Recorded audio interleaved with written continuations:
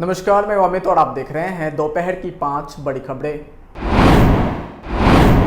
दिल्ली महिला आयोग के कर्मचारियों पर दिल्ली के उपराज्यपाल वीके सक्सेना ने बड़ी कार्रवाई की है। उपराज्यपाल वीके सक्सेना के आदेश पर दिल्ली महिला आयोग से 223 कर्मचारियों को तत्काल प्रभाव से निकाल दिया गया है। आरोप है कि दिल्ली महिला आयोग की तत्कालीन अध्यक्ष स्वाति मालीवाल ने नियमों के खिलाफ जाकर बिना अनुमति के इन्हें नियुक्ति की थी। उपराज्यपाल के आदेश में DCW एक्ट का हवाला दिया गया, जिसमें बताया गया कि आयोग में सिर्फ 40 पद ही स्वीकृत है। DCW के पास ठेके पर कर्मचारी रखने का अधिकार नहीं है। दिल्ली महिला आयोग डिपार्टमेंटल के एडिशनल डायरेक्टर की तरफ से जारी इस आदेश में ये भी कहा गया कि नई नियुक्ति से पहले ज़रूरी पदों का मूल्यांकन नहीं हुआ था और न ही अतिरिक्त वित्तीय बोझ की अनुमति ली गई थी। गायक शुभदीप सिंह सिद्धू की हत्या के मामले में मानसा जिला अदालत ने लॉरेंस बिश्नोई और जग्गू भगवानपुरिया समेत 25 लोगों पर आरोप तय कर दिए।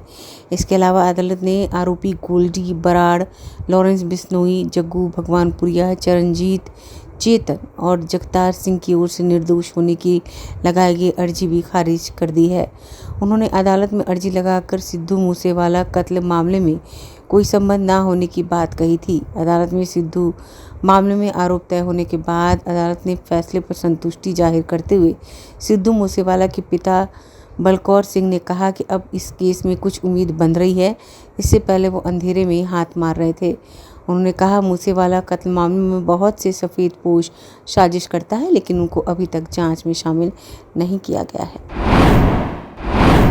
इस साल अप्रैल का महीना सबसे गर्म रहा। 1901 के बाद से पहली बार ऐसा हुआ कि देश के अधिकतर भागों में अप्रैल में सबसे अधिक दिनों तक लू चली। मई में भी प्रचंड गर्मी से राहत मिलने वाली नहीं। इस महीने देश के ज़्यादातर क्षेत्रों में पारा और चढ़ेगा और लू के दिन भी बढ़कर 11 दिन तक रह सकते हैं। हालांकि 2023 को अब तक का सबसे गर्म साल माना जाता है। भारतीय मौसम विभाग के महानिदेशक मृत्युंजय महापात्र ने कहा कि मई महीने के लिए मौसम का पूर्वानुमान है कि अप्रैल के महीने में 5 से 7 और फिर 15 से 30 तारीख के बीच 2 दौर में लू चलेगी। औसत अधिकतम तापमान 31 डिग्री सेल्सियस दर्ज किया जाएगा। केंद्र सरकार ने सुप्रीम कोर्ट में कहा कि CBI पर केंद्र का नियंत्रण नहीं है। दरअसल पश्चिम बंगाल सरकार ने सुप्रीम कोर्ट में याचिका दायर कर दावा किया कि CBI ने कई मामलों में जांच के लिए राज्य सरकार की मंजूरी नहीं ली है।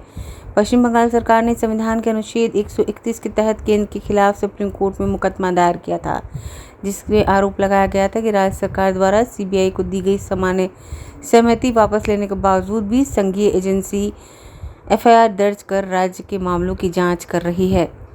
संविधान का अनुच्छेद 131 केंद्र और राज्यों के अधिकार क्षेत्र से संबंधित है।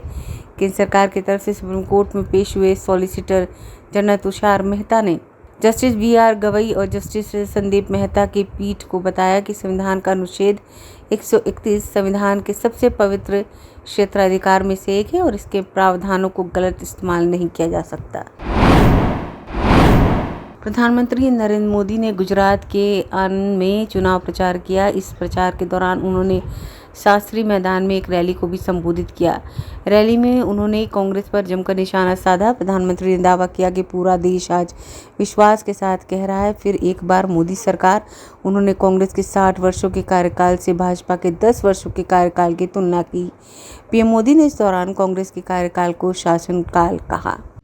अगर आप भी अपने दुकान, प्रतिष्ठान, school, college, coaching centre, restaurant, cafe का विज्ञापन देना चाहते हैं, वो भी किफ़ायती दर पर, तो आंखें न्यूज़ 24 लेकर आया है आपके लिए एक सुनहरा मौका। आंखें न्यूज़ 24 न्यूज़ पोर्टल की दुनिया में बिहार का सबसे उभरता हुआ चैनल, जहां बिहार झारखंड से जुड़े तमाम बड़ी खबरें देखने को मिलती है। तो देर किस बात की, आज भी जुड़े आंखें न्यूज़ 24 के साथ। संपर्क करें हमारे व्हाट्सएप नंबर 8935876430 पर। क्या आप पत्रकारिता के क्षेत्र में अपना कैरियर बनाना चाहते हैं? तो आज ही royal Ashoka institute of mass communication and journalism में अपनी जगह सुनिश्चित करें।